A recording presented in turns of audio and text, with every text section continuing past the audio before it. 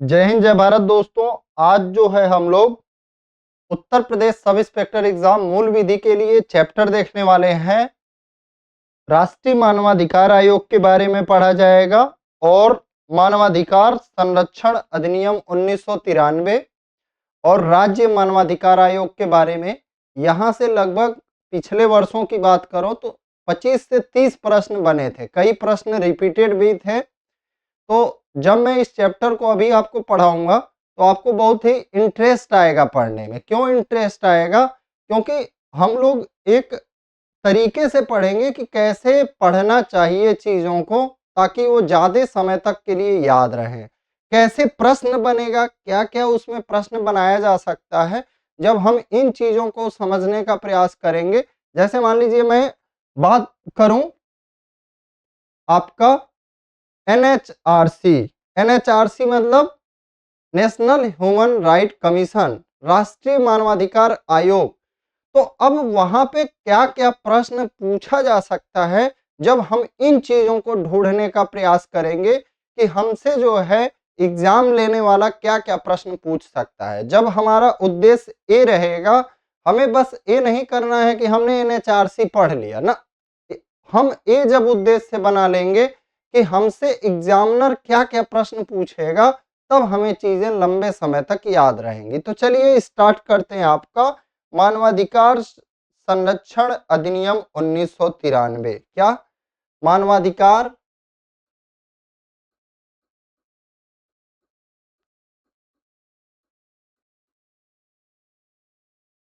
संरक्षण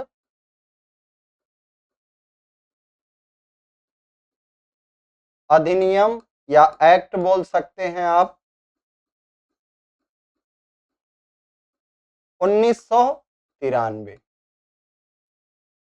तो मैंने पेपर पर लिख रखा है इसको। इसकी बहुत ही खास बात है। क्या है इसकी बहुत ही खास बात है? अब कहेंगे क्या सर खास बात है?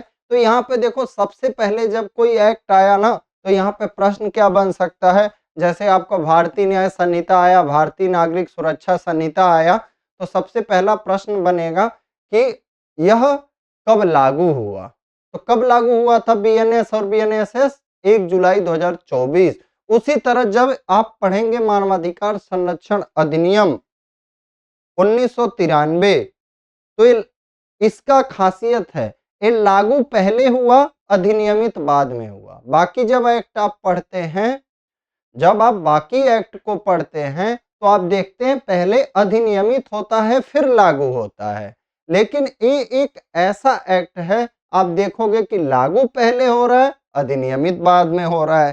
तो लागू कब हुआ? तो सबसे पहले हमारा यही प्रश्न बनेगा कि मानवाधिकार संरक्षण अधिनियम 1993 लागू कब हुआ? 28 सितंबर 1993। तो सबसे पहला प्रश्न हमसे यही पूछा जाएगा। सबसे पहला जो प्रश्न बनने वाला है हमसे यही बनने वाला है। एक मिनट, मैं मोबाइल साइलेंट कर दूं ताकि कोई डिस्टर्ब ना हो। फिर अधिनियमित कब हुआ? क्या अधिनियमित कब हुआ? 8 जनवरी 1994।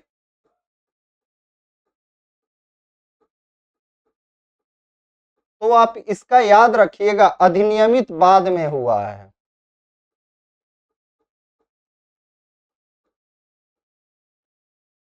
आठ जनवरी 1994। चलिए, अब इसके हम लोग किसमें जाएंगे? हमने तो देख लिया कि ये कब आपका, ठीक है, लागू हुआ और कब अधिनियमित हुआ। अब क्या प्रश्न बनेगा?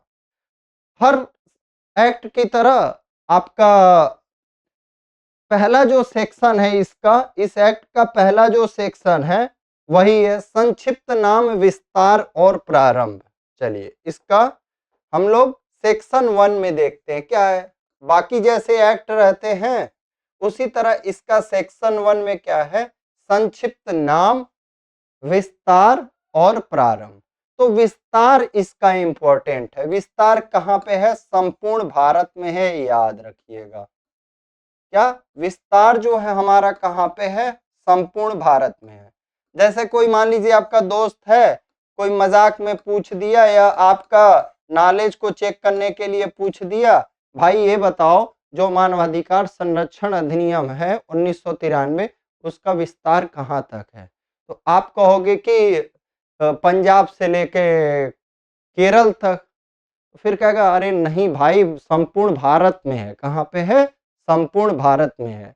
यानी आपका दोस्त किसी तरह से आपको गलत साबित कर देगा, ठीक है, क्योंकि वो फंसाने के लिए ही तो प्रश्न पूछ रहा है।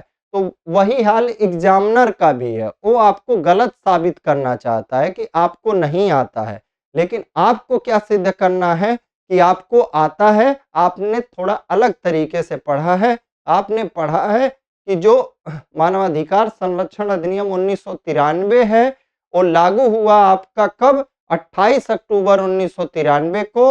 अधिनियमित हुआ जनवरी में, कब? 8 जनवरी को। कब? सॉरी 28 अक्टूबर नहीं है, 28 सितंबर है। मैंने गलत तो नहीं लिखा है? नहीं, 28 सितंबर है। और अधिनियमित हुआ 8 जनवरी 1994 को और आपका संपूर्ण भारत में। अब हम आ जाते हैं अगले सेक्शन में। क्या? अगले सेक्शन में सेक्शन 2 में आपका कई शब्दों की परिभाषा दी गई है। क्या? सेक्शन 2 में कई शब्दों की परिभाषा दी गई है।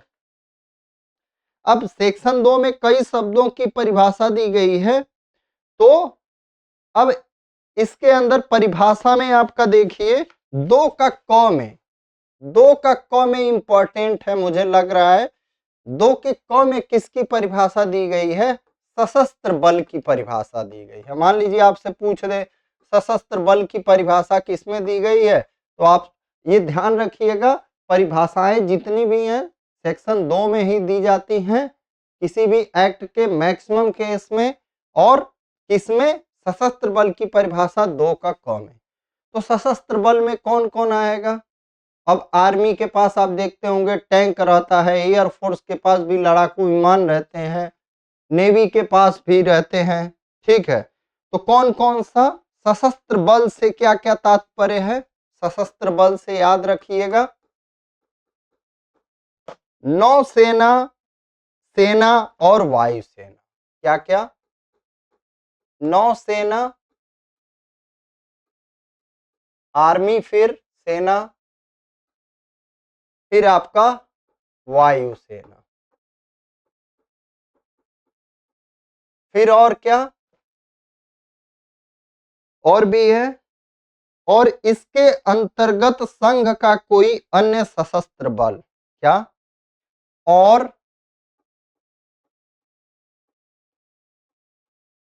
इसके अंतर्गत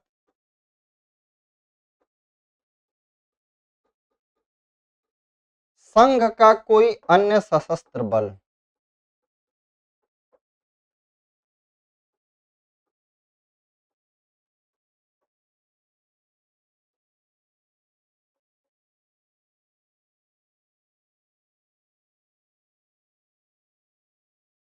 देखो, संघ का कोई अन्य सशस्त्र बल।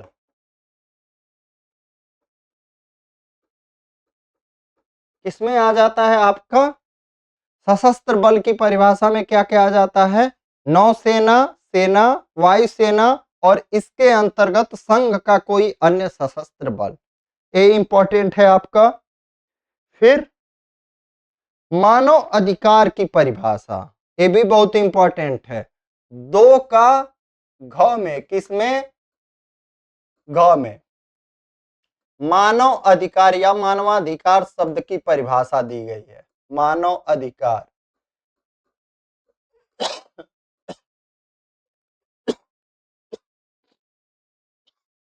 पिछली बार आपका क्वेश्चन यहाँ से पूछा गया है, मानव अधिकार शब्द की परिभाषा जो है डायरेक्ट पूछा है किस धारा में है, तो 2 का घ में है और इसकी परिभाषा पूछ दिया था।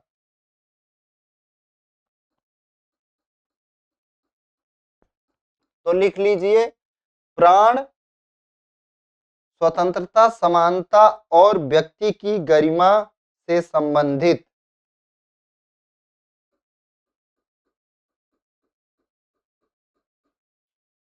स्वतंत्रता, समानता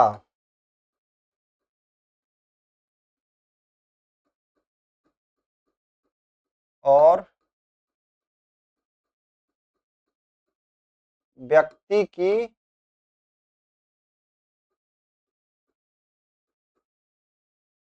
गरिमा से संबंधित ऐसे अधिकार अभिप्रेत हैं, से संबंधित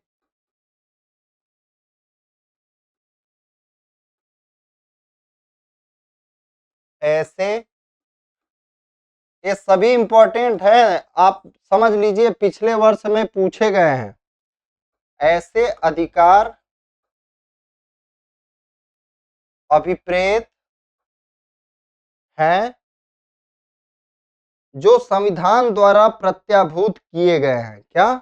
जो संविधान द्वारा प्रत्याभूत किए गए हैं, इतना याद रखिएगा। क्या क्या इसमें है, जो लिख देता हूं मैं, बहुत धीमे स्पीड है मेरी।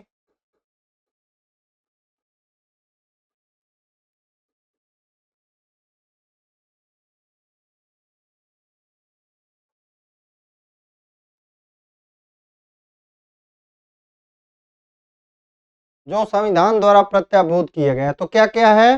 प्राण, स्वतंत्रता, समानता और व्यक्ति की गरिमा। मानव अधिकार में क्या क्या है? प्राण, स्वतंत्रता, समानता और व्यक्ति की गरिमा से संबंधित ऐसे अधिकार जो संविधान द्वारा प्रत्याभूत, प्रत्याभूत का मतलब गारंटी किया गया है। ठीक है। फिर आपका मानव अधिकार न्यायालय। मानव अधिकार न्यायालय की परिभाषा आपका किसमें है? इसकी परिभाषा तो दी गई है 2 का अंग में। 2 का अंग में मानव अधिकार न्यायालय की परिभाषा दी गई है। जब आपसे पूछे इसकी परिभाषा किस सेक्शन में है, तो आपका क्या होगा? 2 का अंग होगा। लेकिन मानव अधिकार न्यायालय का गठन किस धारा के अंतर्गत किया जाता है, तो याद रखिएगा धारा 30 के अंतर्गत जो है मानव अधिकार न्यायालय। ये तो आपका परिभाषा दिया गया है, 2 का अंग में परिभाषा दिया गया है मानव अधिकार न्यायालय का। मानव अधिकार न्यायालय से मतलब होता है कोई सेशन न्यायालय या सत्र न्यायालय, ये भी याद रखिएगा। क्या? कोई सेशन न्यायालय या आपका सत्र न्यायालय। ठीक है। और इसका गठन किस धारा के अंतर्गत किया जाता है? मानव अधिकार न्यायालय का गठन मानवाधिकार संरक्षण अधिनियम या मानवाधिकार संरक्षण अधिनियम की धारा 30 के अंतर्गत। किसके अंतर्गत? धारा 30 के अंतर्गत। चलिए, और इसमें कुछ इंपॉर्टेंट नहीं है, आगे बताता हूं अब क्या इंपॉर्टेंट है। ठीक है। अब जैसे आपने पढ़ा इसमें देख लिया। ठीक है। अब क्या होगा? अब इंपॉर्टेंट देखिए, जैसे आपने देखा मानवाधिकार संरक्षण अधिनियम 1993। ठीक है। अब मानवाधिकार संरक्षण अधिनियम जो हो गया, इसी के तहत मानवाधिकार जो संरक्षण अधिनियम उसी 1993 है, उसकी धारा 3 के अंतर्गत, क्या? धारा 3 के अंतर्गत राष्ट्रीय मानवाधिकार आयोग का गठन किया गया है। क्या? राष्ट्रीय मानवाधिकार आयोग का गठन कौन करेगा? केंद्रीय सरकार करेगा। तो अब देखिए क्या क्या प्रश्न बनेगा। जैसे आपका NHRC है। क्या? NHRC, national human right commission, यानी राष्ट्रीय। अब प्रश्न देखिए क्या क्या बन जाएगा। जब आप इस तरह से सर्च करेंगे, दिमाग पे अपने खुद जोर डालेंगे। अब आपने किसी ने पढ़ा दिया, आपने पढ़ लिया, तो काम खत्म हो जाएगा। थोड़ा आप भी प्रेशर डालिए। क्या प्रेशर डालिए? जैसे मान लो राष्ट्रीय मानवाधिकार आयोग है, जैसे चुनाव आयोग हो गया, तो चुनाव आयोग को भी किसी ने बनाया है ना? किसने बनाया है? चुनाव आयोग का वर्णन संविधान में ऑलरेडी है। किसमें है? संविधान में है।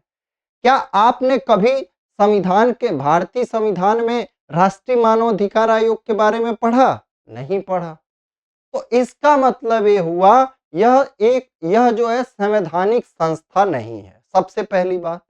अब संवैधानिक संस्था नहीं है तो कैसी संस्था है? यह एक जो राष्ट्रीय मानवाधिकार आयोग है सांविधिक संस्था है। अब कहेंगे सर क्या होता है ये सांविधिक संस्था? तो सांविधिक संस्था वो होती है जिसे संसद के किसी अधिनियम द्वारा बनाया जाता है। अब संसद के द्वारा क्या बना? मानव अधिकार संरक्षण अधिनियम 1993 बना। उस मानव अधिकार संरक्षण अधिनियम की धारा 3 के अंतर्गत, किसके अंतर्गत?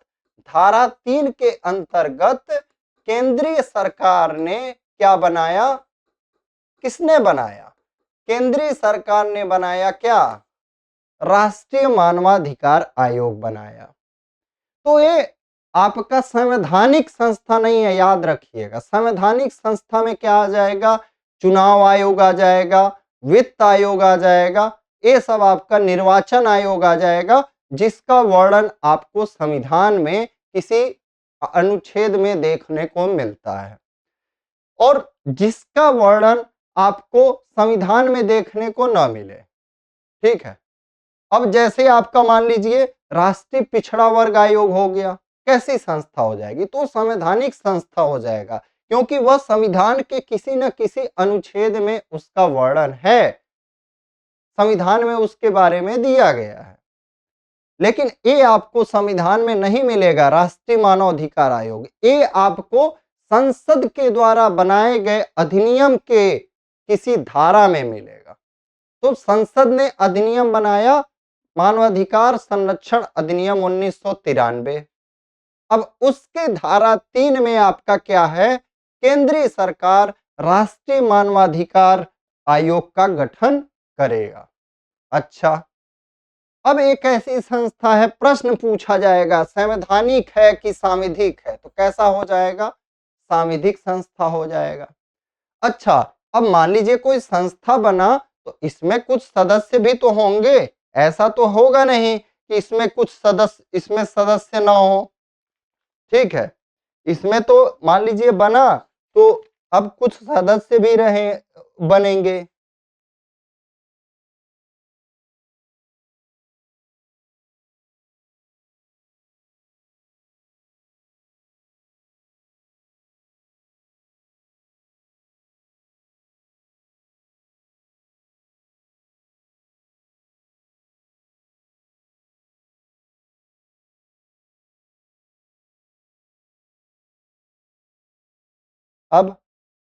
अब इसमें क्या होगा? एक अध्यक्ष किससे किससे मिलकर बनेगा? जैसे आपका राष्ट्रीय मानवाधिकार आयोग होगा तो अब किससे किससे मिलकर बनेगा? सबसे पहले तो आप अध्यक्ष। अच्छा, तो भाई इसका अध्यक्ष कोई भी बन जाएगा, मैं बन जाऊंगा, कोई बन जाएगा ना। इसका अध्यक्ष बनने के लिए कुछ योग्यता होनी चाहिए। तो आपसे प्रश्न क्या पूछा जाएगा कि राष्ट्रीय मानव अधिकार आयोग का सदस्य मतलब अध्यक्ष कौन बन सकता है? तो अध्यक्ष कौन बन सकता है? जो उच्चतम न्यायालय का जो उच्चतम न्यायालय का क्या रहा हो, पहले पूर्व मुख्य न्यायाधीश या न्यायाधीश रहा हो। क्या रहा हो? भारत का उच्चतम न्यायालय का मुख्य न्यायाधीश या न्यायाधीश रहा हो। तो लिख लीजिए, सुप्रीम कोर्ट का सुप्रीम कोर्ट का मुख्य न्यायाधीश,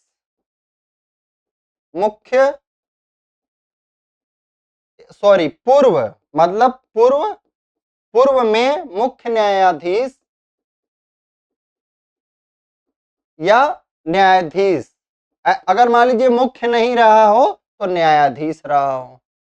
अब प्रश्न उठता है, आखिर इसका मतलब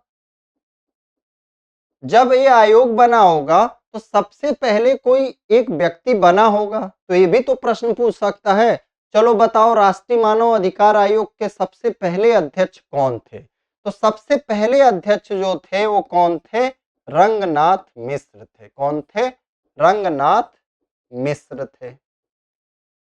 आप लोग कमेंट करके बताइएगा कि वर्तमान में राष्ट्रीय मानव अधिकार आयोग के अध्यक्ष कौन है। आप लोग कमेंट करके बताइएगा, सर्च करके बताइएगा कि राष्ट्रीय मानव अधिकार आयोग के अध्यक्ष कौन है।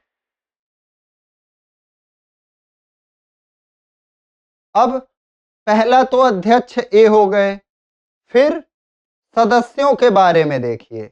एक सदस्य जो उच्चतम न्यायालय का न्यायाधीश है या रहा है, ये तो अध्यक्ष हो गए। अब ख में ये तो मान लीजिए क अध्यक्ष के बारे में है, सेक्शन 3 का आपका 2 का क, यानी आयोग किससे किससे मिलके बनेगा, हम इस पे बात कर रहे हैं। तो अब आयोग में जो हमारा दूसरा व्यक्ति आने वाला है, सुप्रीम कोर्ट का, क्या सुप्रीम कोर्ट का न्यायाधीश है या रहा है, यानी वर्तमान में भी न्यायाधीश है तब भी बन सकता है। इसका सदस्य न्यायाधीश है या रहा है। जैसे मान लो कोई व्यक्ति वर्तमान में भी न्यायाधीश है सुप्रीम कोर्ट में, तो इसका सदस्य बन सकता है, ऐसी कोई दिक्कत नहीं है। फिर आ जाते हैं हम लोग ग।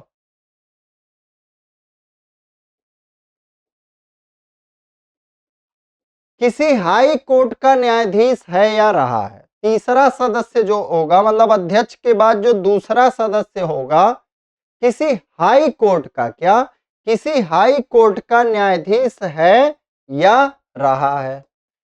तो अध्यक्ष के अलावा कितने सदस्य के बारे में पढ़ चुके हैं आप? 2 सदस्य। और अभी आप कितने देखने वाले हैं? 3 सदस्य। और कितने सदस्य देखने वाले हैं?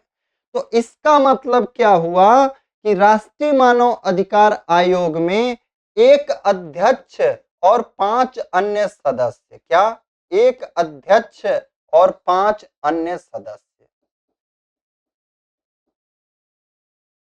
कौन कौन? अध्यक्ष कौन रहना चाहिए? सुप्रीम कोर्ट का पूर्व मुख्य न्यायाधीश या न्यायाधीश। दूसरा हमारा जो पहला सदस्य होना चाहिए, मतलब अध्यक्ष के बाद पहला, सुप्रीम कोर्ट का न्यायाधीश है या रहा है। फिर हाई कोर्ट का न्यायाधीश है या रहा है। अब बाकी 3 व्यक्तियों के बारे में देखते हैं। 3 सदस्य जिनमें से कम एक सदस्य महिला होंगी। घ में क्या दिया है, मतलब सेक्शन 3 का दूसरा का घ में क्या दिया हुआ है? कम से कम 3 सदस्यों में से, और मतलब पहले तो हो गया जितना होना था, 3 सदस्य, कम से कम एक महिला होगी। क्या कम से कम एक महिला होगी।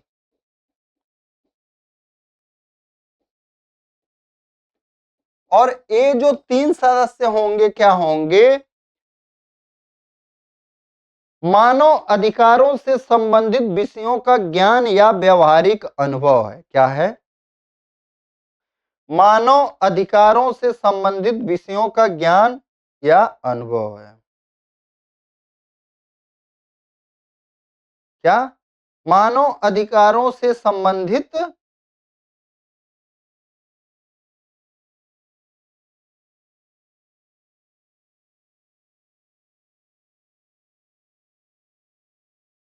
क्या ये तीनों जो सदस्य होंगे, याद रखिएगा, लिख लीजिए, मानव अधिकारों से संबंधित विषयों का ज्ञान या व्यवहारिक अनुभव हो।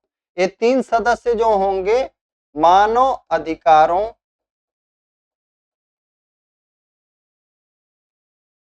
से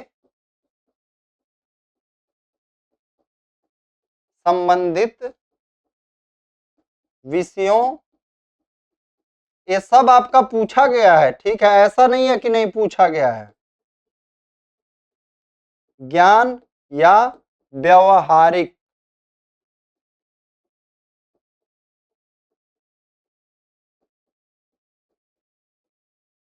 अनुभव हो। उसके बाद आपका, अच्छा, इसका मान लीजिए आयोग बन गया तो इसका मुख्यालय कहाँ पे होगा? इसका मुख्यालय कहाँ पे होगा? दिल्ली में। आयोग का मुख्यालय कहां पे होगा, लिख लीजिए। आयोग का हेडक्वार्टर जो है दिल्ली में होगा।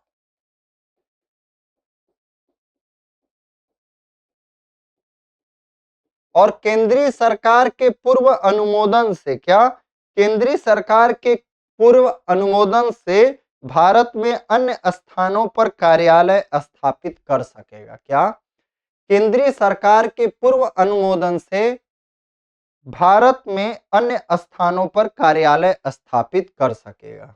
चलो आगे बढ़ते हैं हम लोग। ये जो राष्ट्रीय मानवाधिकार आयोग है ना, एक किस किस सिद्धांतों पे बना, ये भी प्रश्न पूछ सकता है। इसका जो गठन हुआ है NHRC, national human right commission का जो गठन हुआ है ना, किस सिद्धांतों पर हुआ है, पेरिस सिद्धांतों पे। क्या याद रखिएगा, पेरिस सिद्धांतों के अनुरूप। मान लीजिए आपसे पूछ देता है किस सिद्धांतों पे है, तो ये भी एक इंपॉर्टेंट प्रश्न है। पेरिस सिद्धांतों के अनुरूप।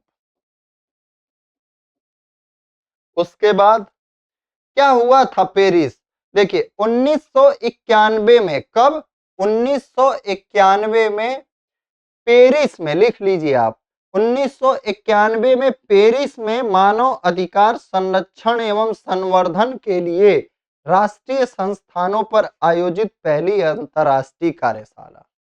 पेरिस में जो है मानव अधिकार का जो है संरक्षण और संवर्धन के लिए राष्ट्रीय संस्थानों पर आयोजित पहली अंतर्राष्ट्रीय कार्यशाला थी।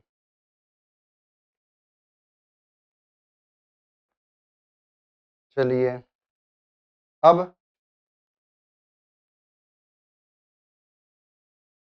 फिर आगे बढ़ा जाए। अभी तक आपने क्या देखा, क्या क्या देखा, धारा 3 में क्या देखा आपने, धारा 3 में देखा कि एक राष्ट्रीय मानव अधिकार आयोग होगा। क्या होगा, राष्ट्रीय मानव अधिकार आयोग होगा। कैसा आयोग है ये, सांविधिक है। किसके द्वारा, केंद्रीय सरकार द्वारा। इसमें सदस्य कितने होंगे, एक अध्यक्ष और 5 अन्य सदस्य होंगे। जो पहला सदस्य होगा सुप्रीम कोर्ट का पूर्व मुख्य न्यायाधीश, पहला जो अध्यक्ष होगा सुप्रीम कोर्ट का पूर्व मुख्य न्यायाधीश या न्यायाधीश।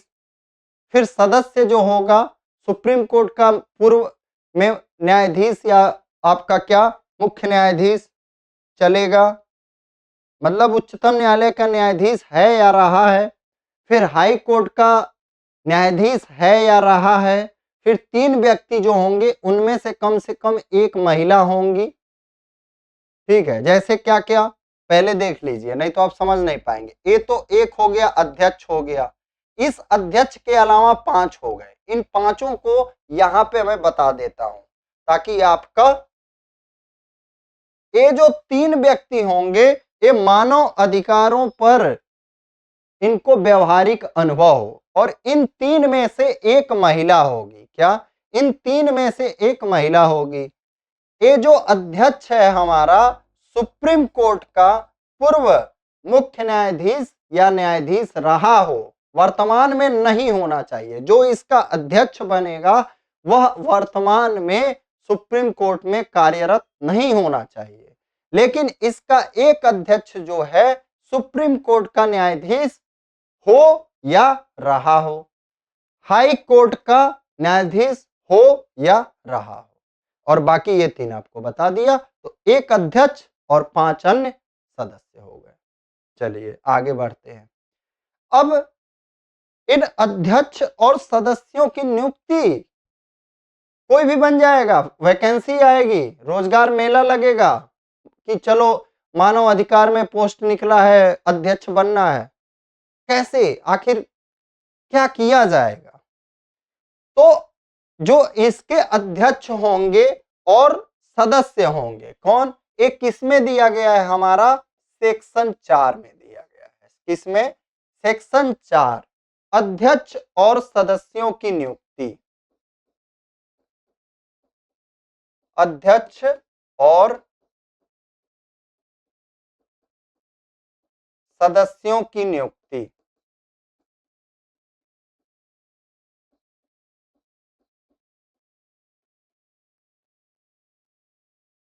अब अध्यक्ष और सदस्यों की नियुक्ति, अच्छा क्या करेंगे तो राष्ट्रपति, इतना जान लीजिए। राष्ट्रपति बहुत पावरफुल होते हैं, लेकिन बस ये समझिए दिखाने के लिए। अब कहेंगे सर आप क्यों कह रहे हैं दिखाने के लिए? क्यों? क्योंकि राष्ट्रपति अपनी मर्जी से नहीं करेंगे, इनको कुछ लोग नाम सजेस्ट करके देंगे कि इनको बना दिया जाए। क्या? इनको बना दिया जाए। तो प्रश्न क्या पूछेगा, क्या क्या प्रश्न पूछेगा? प्रश्न यहाँ पे ये पूछेगा अध्यक्ष और सदस्यों की नियुक्ति किस धारा के अंतर्गत की जाती है? तो धारा 4 के अंतर्गत। कौन करता है नियुक्ति? राष्ट्रपति करते हैं। अच्छा, जो अध्यक्ष और सदस्यों की नियुक्ति के लिए एक समिति बनाई जाती है, कमेटी बनाई जाती है, उस कमेटी के सदस्य कौन कौन होते हैं? ये बहुत इंपॉर्टेंट है। क्या? एक कमेटी बनाई जाती है, उस कमेटी के सदस्य कौन कौन होते हैं? ये बहुत इंपॉर्टेंट है। तो याद रखिएगा, नियुक्ति करने का अधिकार किसको है? अध्यक्ष और सदस्यों को, राष्ट्रपति। लेकिन एक कमेटी बनाई जाती है। क्या? कमेटी।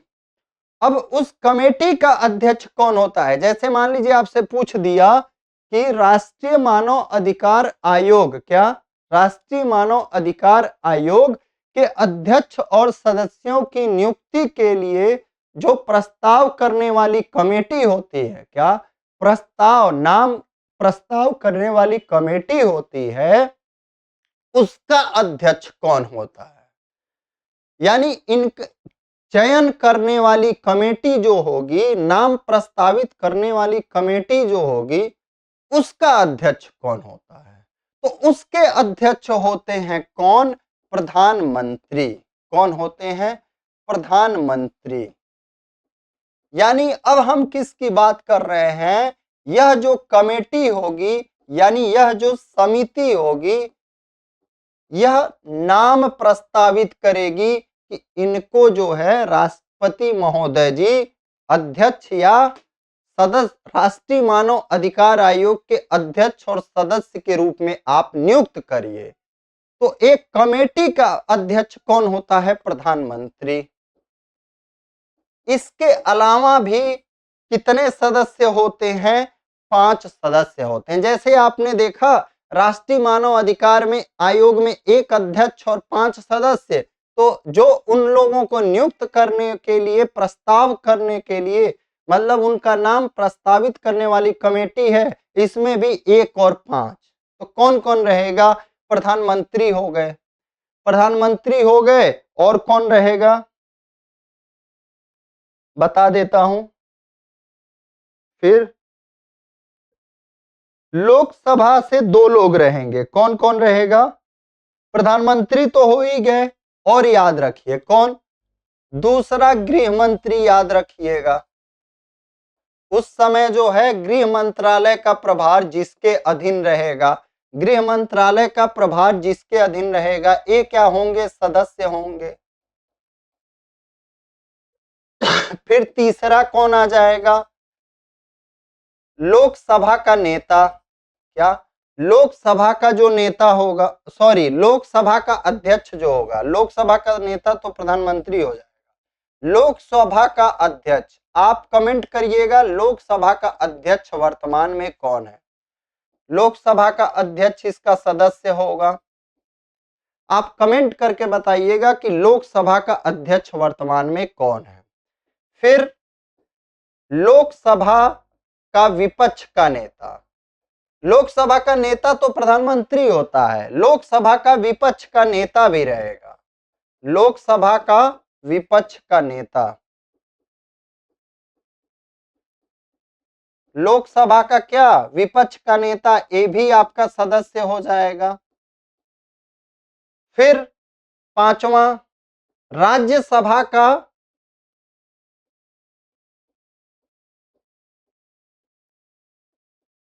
क्या? उपराष्ट्रपति रहेंगे ना, उपसभापति। क्या? राज्यसभा का उपसभापति। याद रखिएगा, सभापति नहीं कर दीजिएगा, राज्यसभा का उपसभापति। बहुत लोग कंफ्यूज होते हैं, तो आप जान लीजिएगा राष्ट्रपति और उपराष्ट्रपति इसमें तो है ही नहीं। कौन है? राज्यसभा का उपसभापति क्या होगा, इसका सदस्य होगा। फिर राज्यसभा में भी विपक्ष का नेता होता है, राज्यसभा का विपक्ष का नेता। तो कितने व्यक्ति हो गए, 1 और 5। ये क्या करते हैं, ये नाम प्रस्तावित करते हैं। ये जो 6 लोग हैं समिति में नाम प्रस्तावित करेंगे, किसके पास, राष्ट्रपति जी के पास। फिर राष्ट्रपति जी क्या करेंगे, उनको नियुक्त करेंगे। तो नियुक्ति कौन करता है, अध्यक्ष और सदस्यों की नियुक्ति राष्ट्रपति द्वारा की जाती है, लेकिन उसके लिए एक कमेटी है।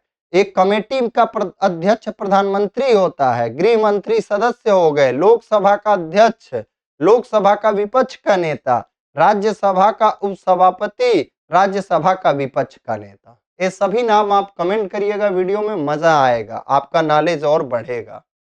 चलो आगे बढ़ते हैं। अब मान लो कोई बन गया, क्या, सदस्य बन गया, अध्यक्ष बन गया,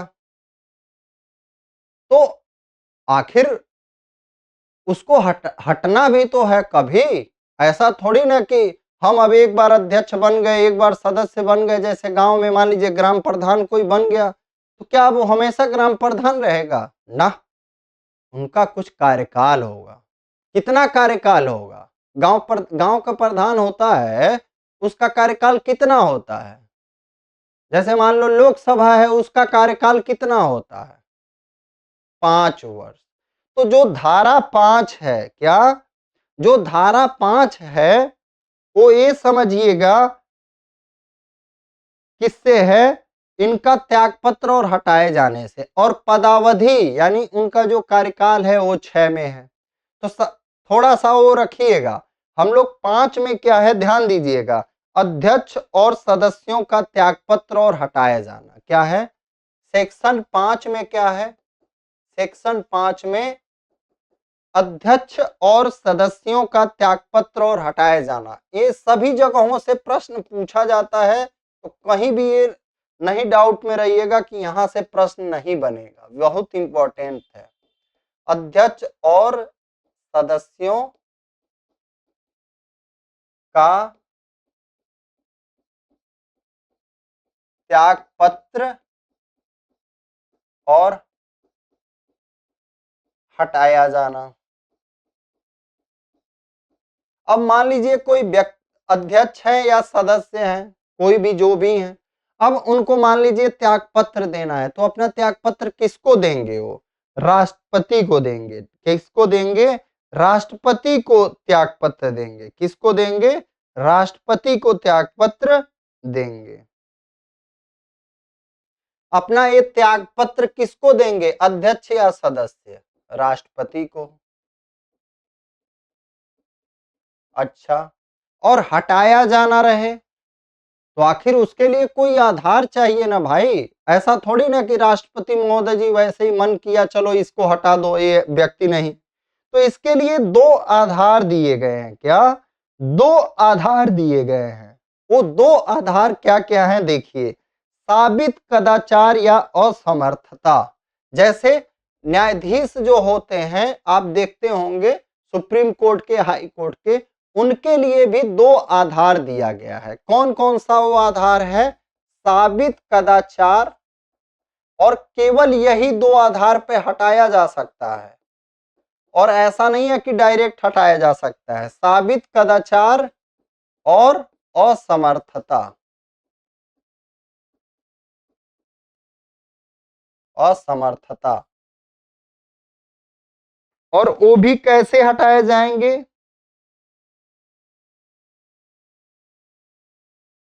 बता रहा हूं मैं आपको।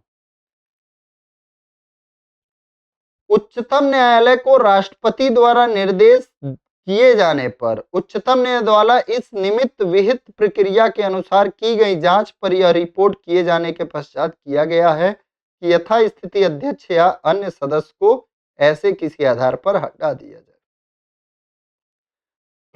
ठीक है, यानी कि ये डायरेक्ट खुद नहीं हटा सकते हैं, उच्चतम न्यायालय द्वारा जांच ओच किया जाएगा। उस जांच से जो रिपोर्ट आएगी उस रिपोर्ट के आधार पर ही राष्ट्रपति हटा सकते हैं। तो अब बस याद रखिएगा किस आधार पे अपना ये त्यागपत्र किसको देंगे, राष्ट्रपति को देंगे। प्रश्न ये बनेगा कि जो अध्यक्ष और सदस्य होते हैं अपना त्यागपत्र किसको देंगे, राष्ट्रपति को देंगे। हटाया किन आधारों पर हटाया जा सकता है, आपसे डायरेक्ट पूछ सकता है। तो साबित कदाचार और असमर्थता के आधार पर। अब हम आगे बढ़ते हैं, कौन सा सेक्शन देखते हैं, सेक्शन 6 देखते हैं। क्या, सेक्शन 6 कितना मिनट का हो गया, 40 मिनट का।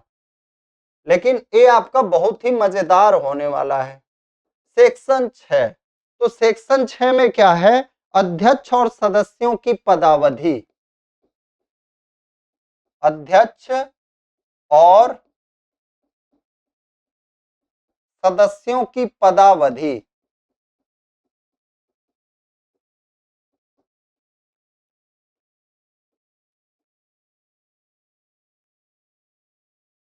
अच्छा, कितने अध्यक्ष, एक अध्यक्ष होते हैं, 5 सदस्य होते हैं। क्या, एक अध्यक्ष होते हैं, 5 सदस्य होते हैं। तो इससे याद रखिएगा एक अध्यक्ष प्लस 5 सदस्य होते हैं 21 सेक्शन में, मतलब इनके पदावधि कितना, 6 लोग होते हैं।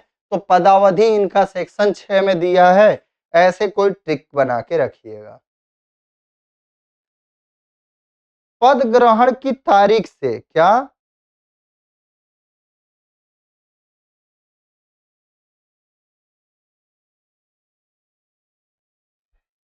अब देखिए अध्यक्ष हो गए, मान लीजिए कोई व्यक्ति अध्यक्ष बनता है, इसके लिए अलग नियम है। मैक्सिमम 3 वर्ष तक, 3 वर्ष तक मैक्सिमम, मतलब उसका जो पदावधि हो सकता है मैक्सिमम 3 वर्ष तक या 70 वर्ष की आयु तक। याद रखिएगा 70 वर्ष की आयु तक। और यह पुनर्निर्वाचन का पात्र होगा।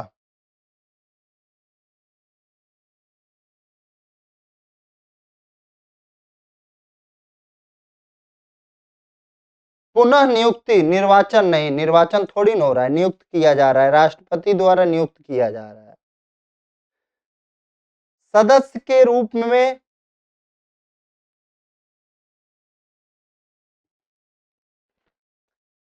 दोनों यही चीज है आपका, पुनः नियुक्ति का भी पात्र होगा। क्या, पुनः नियुक्ति का पात्र होगा, पुनः नियुक्ति का पात्र होगा। लेकिन एक चीज याद रखिएगा, भारत जब ये आपका क्या हो जाएगा, रिटायर हो जाएगा, तो भारत सरकार या राज्य सरकार के अधीन किसी पद पर कार्य नहीं करेगा। क्या दिया हुआ है, अध्यक्ष या कोई सदस्य अपने पद पर न रह जाने पर भारत सरकार के अधीन या किसी राज्य सरकार के अधीन किसी भी और नियोजन का पात्र नहीं होगा।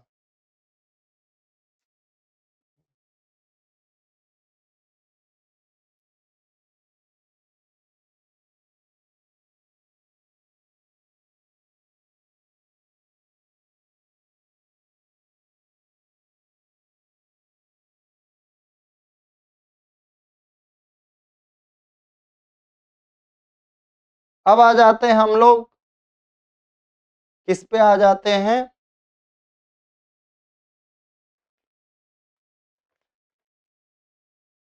सेक्शन 12 पे। क्या, सेक्शन 12 पे आ जाते हैं।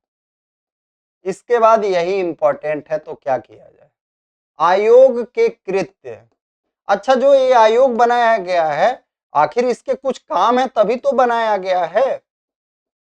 आयोग के कृत्य क्या है आपका, आयोग के कृत्य, आयोग निम्नलिखित सभी या किन्हीं कृत्यों का पालन करेगा। कैसे कर सकता है आयोग एक काम, तो देखिए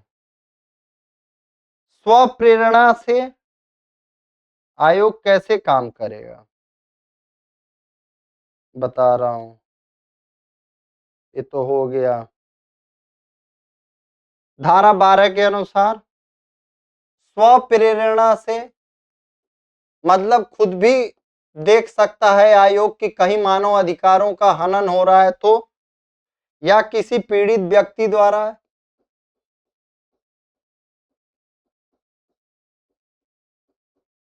या किसी पीड़ित व्यक्ति द्वारा, यानी कोई विक्टिम है वो खुद न्याय आयोग के पास जाता है, या किसी पीड़ित व्यक्ति द्वारा, या किसी न्यायालय के निर्देश या आदेश पर संज्ञान। क्या कह रहा है? या किसी न्यायालय के निर्देश या आदेश पर संज्ञान।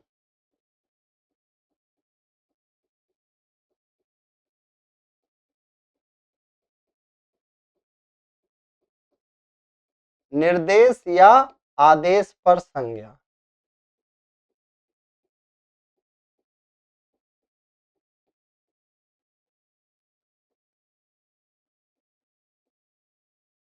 तो देखिए क्या क्या है यहाँ पे।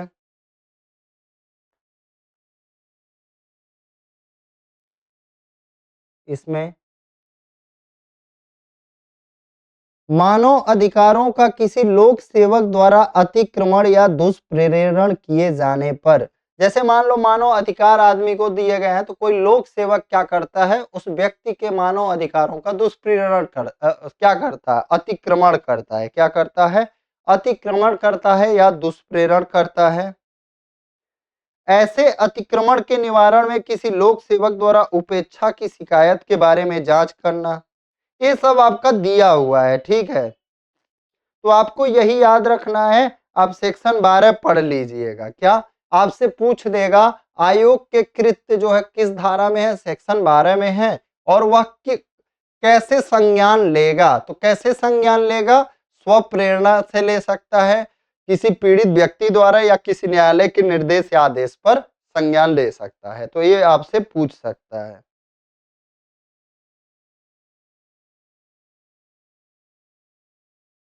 फिर आ जाते हैं हम लोग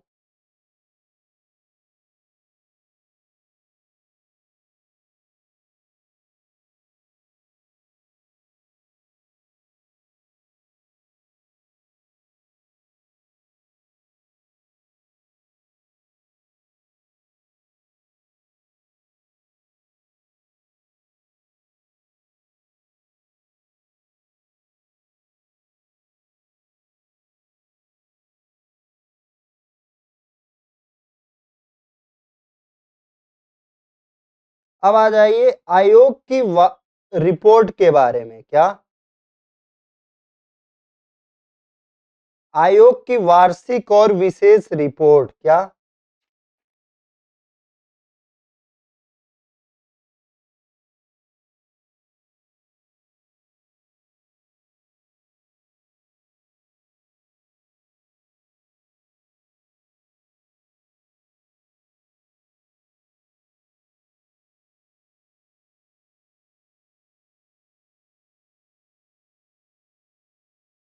आयोग जो है केंद्रीय सरकार को और संबंधित राज्य सरकार को वार्षिक रिपोर्ट प्रस्तुत करेगा। सेक्शन 20 में क्या दिया हुआ है देखिए। सेक्शन 20 में आपका क्या है? आयोग की वार्षिक और विशेष रिपोर्ट, जो एनएचआरसी है, आयोग की वार्षिक और विशेष रिपोर्ट।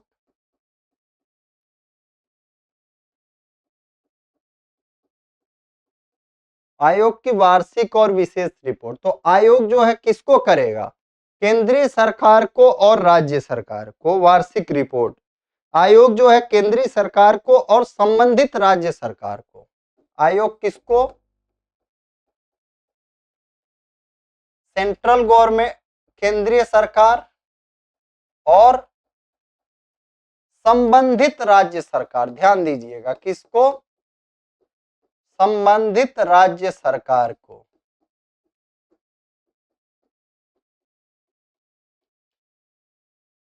सेंट्रल गवर्नमेंट और संबंधित राज्य सरकार को।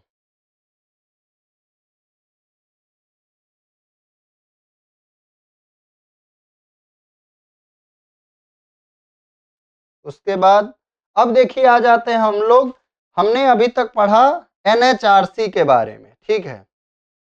एनएचआरसी के बाद आपका आ जाता है, यानी नेशनल ह्यूमन राइट कमीशन के बाद आ जाता है आपका स्टेट ह्यूमन राइट कमीशन। क्या आ जाता है?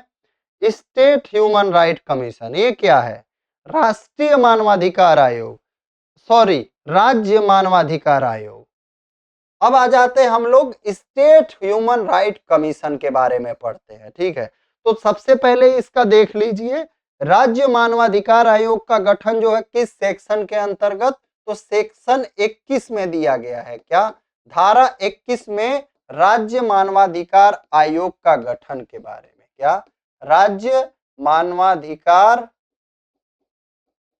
आयोगों का गठन किस सेक्शन में है? धारा 21 में है। राज्य मानवाधिकार आयोगों का गठन, ठीक है।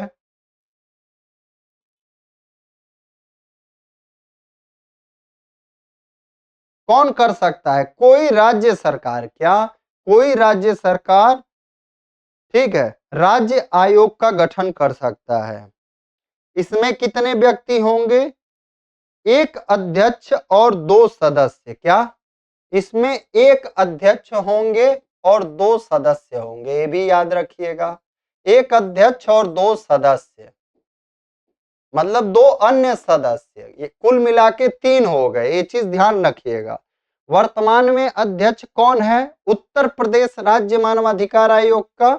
UP HRC, Uttar Pradesh human right commission का अध्यक्ष कौन है? लिख लीजिए, न्यायमूर्ति बालाकृष्ण नारायणन।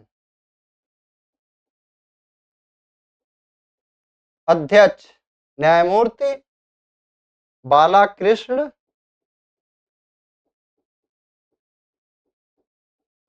नारायणन।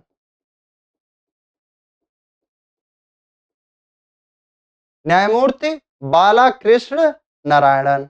ये हो गया आपका राज्य का।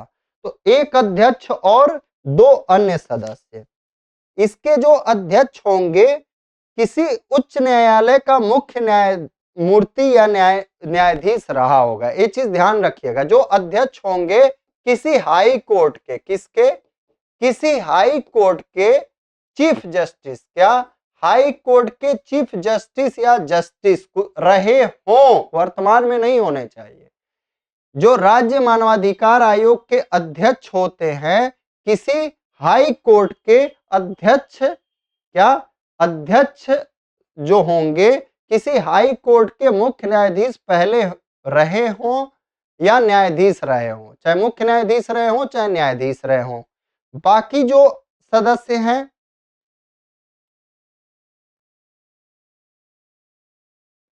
किसी उच्च न्यायालय या राज्य में जिला न्यायालय का न्यायाधीश रहा हो और जिला न्यायाधीश के रूप में कम से कम 7 वर्ष का अनुभव हो। जो मान लो और सदस्य हो गए, ये तो अध्यक्ष हो गए, बाकी अध्यक्ष के अलावा 2 सदस्य हो गए, अध्यक्ष के अलावा 2 सदस्य हो गए। तो ये जो सदस्य है, पहला सदस्य अगर मान लीजिए हाई कोर्ट का न्यायाधीश रहा हो या जिला न्यायाधीश हो तो 7 वर्ष का अनुभव हो। क्या हो?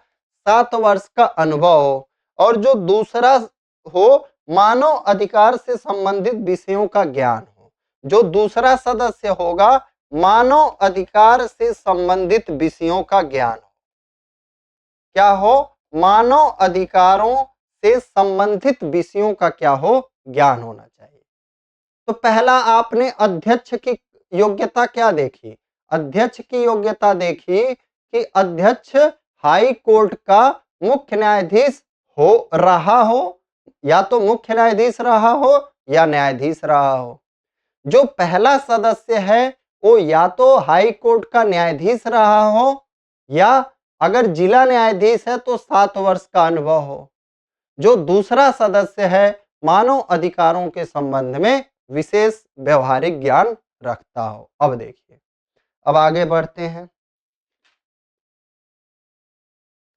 जो राज्य आयोग के अध्यक्ष और सदस्य होंगे इनकी नियुक्ति कौन करेगा? क्या? राज्य आयोग के अध्यक्ष और सदस्यों की नियुक्ति कौन सा धारा है? धारा है 22। लिखिए, राज्य आयोग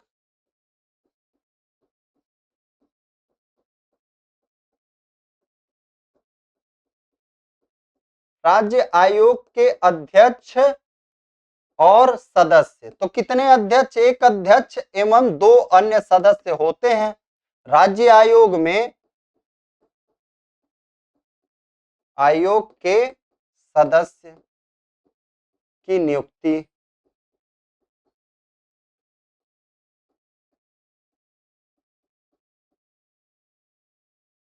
तो अध्यक्ष जो होता है कौन होता है? अच्छा, कौन करेगा नियुक्ति? राज्यपाल करेंगे। कौन करेंगे? राज्यपाल करेंगे। लेकिन एक चीज ध्यान देना, राज्यपाल ये नहीं है कि अपनी मन मर्जी से कर देंगे। इसके लिए भी समिति बनाई गई है, 4 लोगों की समिति है। इसमें एक अध्यक्ष है, 3 और सदस्य है। कौन कौन है देखो, एक तो विधानसभा का, एक तो नेता कौन होता है? विधानसभा का नेता मुख्यमंत्री। तो मुख्यमंत्री, एक समिति बनाई जाती है 4 लोगों की। ये समिति जिसके नाम का सिफारिश करेगी तो राज्यपाल नियुक्त करेंगे। तो कौन कौन हो गया? मुख्यमंत्री हो गए। मुख्यमंत्री क्या हो जाएगा? जैसे वहां प्रधानमंत्री अध्यक्ष थे या मुख्यमंत्री अध्यक्ष हो गए। फिर आ जाते हैं हम लोग विधानसभा पे। तो विधानसभा का तो नेता हो, जैसे आपका लोकसभा का अध्यक्ष होता था, तो उसी तरह से विधानसभा का अध्यक्ष। विधानसभा का अध्यक्ष जो हो जाएगा, क्या हो जाएगा? सदस्य हो जाएगा इसका। फिर जैसे वहां पे देखा केंद्रीय सरकार का गृह मंत्री, तो यहाँ पे भी आपका राज्य गृह मंत्री।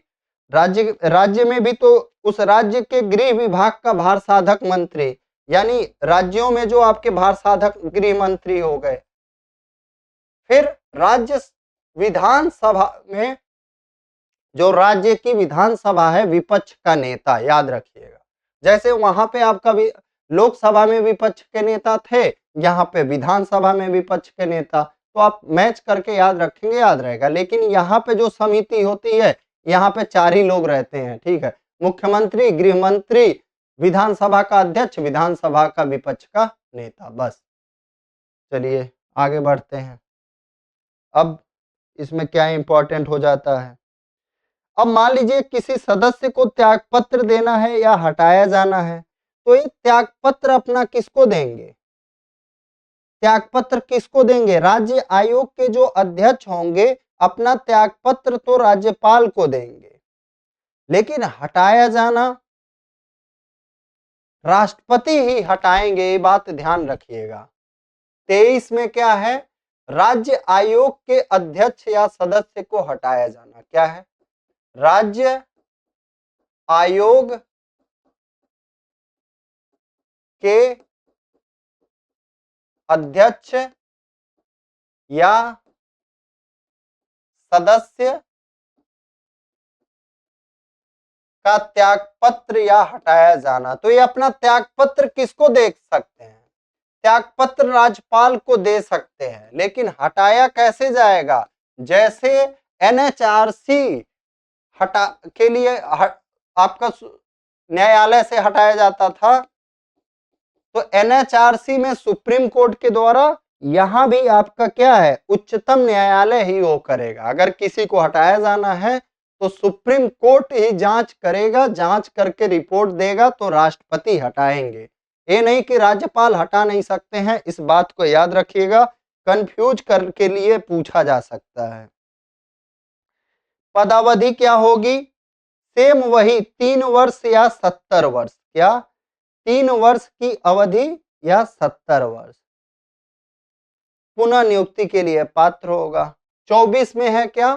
सेक्शन 24 में राज्य आयोग के अध्यक्ष और सदस्यों की पदावधि क्या है? पदावधि। राज्य आयोग के अध्यक्ष और सदस्यों की पदावधि लिख लीजिए। फिर आ जाते हैं हम लोग 28 में। क्या?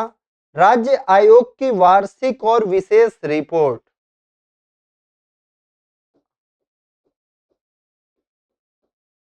राज्य आयोग